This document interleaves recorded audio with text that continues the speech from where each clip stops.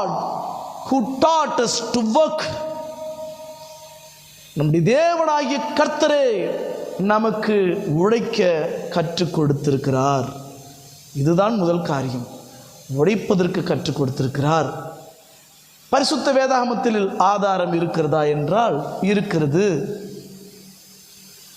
ஆதியாகமம் 2வது அதிகாரம் 15வது வசனத்தை எடுத்து பார்ப்பீர்கள் என்றால், கர்த்தர் மனுஷனை ஏதேன் தோட்டத்தில் அழைத்து கொண்டு வந்து அதை பண்படுத்தவும் காக்கவும் வைத்தார் என்று சொல்லி போடப்பட்டிருக்கிறது.